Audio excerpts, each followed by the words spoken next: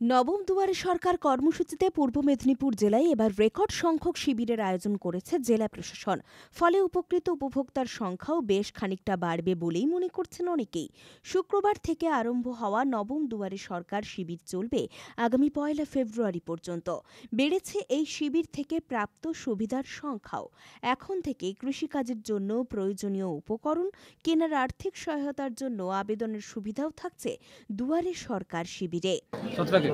মানুষের সব জায়গায় মানুষের একটা স্বতঃস্ফূর্ত তারা সাড়া দিয়েছেন, তারা সবাই আসছেন। আজকে সকাল থেকে আমরা সব জায়গায় ঘুরছি। আজকে আমি ছটা শুরু করলাম। আজকে এবার এখন পর্যন্ত প্রায় 3টা বাজে এখন মানুষ লাইনে দাঁড়িয়ে আছে। তারা সব ধীরে ধীরে এবং আমরা কি পেলাম কয়েকদিনের মধ্যে 3-4 দিনের মধ্যে কিন্তু সব পরিষেবা পৌঁছে দেবে। ফলে এটা সত্যি মানে একটা বড় কাজ যে আজকে প্রশাসন একদম মানুষের দুয়ারে পশ্চিমবঙ্গ সরকার মুখ্যমন্ত্রী চেয়েছে সেই কাজটা করেছে এবং মানুষের যা রিয়েকশান দেখলাম তারা খুবই খুশি। এবং এখানে আমার এমএলএ সাহেব রয়েছে, এখানে আমার মিস্টার সাহেব, বিডিও সাহেব, প্রধান সাহেব সব মানে যারা কাজ সবাই রয়েছে এবং খুব ভালো লাগছে যে মানুষের মধ্যে সন্তোষপূর্ণ একটা তারা সারা দেশে অংশগ্রহণ করছেন। তারা স্যার, পূর্ব মেদিনীপুর জেলায় এখনও তো অনেক মানুষ বিভিন্ন প্রকল্প থেকে অনেকটা বঞ্চিত আছে। না, বঞ্চিত নেই। আমরা আপনি যদি দেখেন যে এখন পর্যন্ত এই দুয়ারে সরকারে এখন পর্যন্ত প্রায় আমাদের ফুটফল হয়েছে প্রায় 4 লাখ, ঠিক আছে? মানে 4 লাখ মানুষ এর মধ্যে এসেছে। কয়েক মাস আগে জানুয়ারি মাসে হয়ে গেছে, ঠিক আছে? মানে কয়েক মাস পর আবার হয়েছে, আবার তো হবে। তাহলে কোথাও বাকি নেই এবং আপনি দেখেন প্রতিটা পরিষেবাতে কিন্তু আমাদের পূর্ব জেলা এগিয়ে যাচ্ছে। সকাল থেকেই বেশ কয়েকটি শিবির পরিদর্শনের পাশাপাশি আমজনতাকে বিভিন্নভাবে সহযোগিতা করতে ময়দানে দেখা গেল খোদ জেলাশাসক পূর্ণেন্দু কুমার মাঝি এবং এগরার মহকুমা শাসক মনোজিৎ কুমার যাদবকে।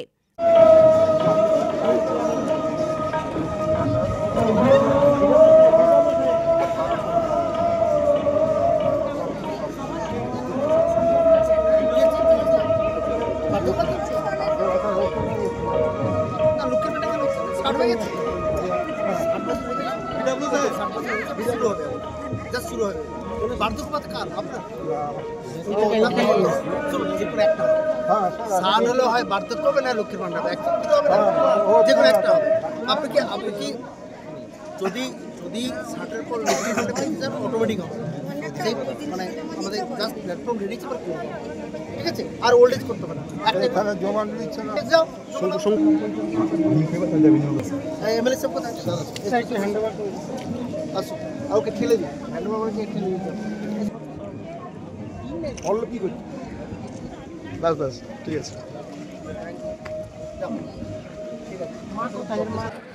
পশ্চিমবঙ্গ সরকারের মুখ্যমন্ত্রী মাননীয় মমতা বন্দ্যোপাধ্যায়ের মস্তিষ্ক প্রসূত এই দুয়ারে সরকার এই প্রকল্প সারা ভারতবর্ষে সমাদৃত হয়েছে।